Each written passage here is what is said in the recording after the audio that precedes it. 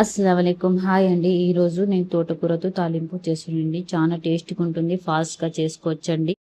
Stove on చేసేసి కడాయి పెట్టుకొని, కడాయి heat అయిన తర్వాత 3 చెంచా ఆయిల్, 1 స్పూన్ ఆవాలు, ఎండుమిరపకాయ, ఆనియన్, వెల్లుల్లి, కరివేపాకు వేసుకొని బాగా ఫ్రై చేసుకోవాలండి. ఇది ఆనియన్ అయితే కొంచెం లైట్ కలర్ రెడ్నెస్ వచ్చిన తర్వాత దాంట్లో టేస్ట్ ప్రకారంగా ఉప్పు వేసుకోవాలా. ఉప్పు వేసుకున్న తర్వాత నీట్గా కడిగేసిన తోటకూర సైడ్లో పెట్టుకొని ఆ తోటకూర అంతా ఈ కడాయిలో వేసుకొని బాగా మగ్గించుకోవాలండి. తోటకూర బాగా మగ్గిపోయిన తర్వాత దాంట్లో 1 స్పూన్ కారం పొడి, ఇంకా కొంచెం పసుపు వేసుకొని బాగా ఫ్రై చేసుకోవాలండి. అది ఫ్రై అయిన తర్వాత ఒక 3-4 మినిట్స్ ఫ్రై అయిన తర్వాత రెడీ అయిపోతుందండి. ఇది అన్నంలోకి, చపాతీలోకి చాలా టేస్ట్గా ఉంటుంది. ఈ తోటకూర అయితే ఫాస్ట్గా చేసుకోవచ్చండి. ఈ ఎండాకాలంలో ఫాస్ట్ రెసిపీ చాలా బాగుంటాయండి. ఇది నున్నగా అయిపోయింది కూర. లైక్ చేయండి, సబ్స్క్రైబ్ చేయండి, షేర్ చేయండి.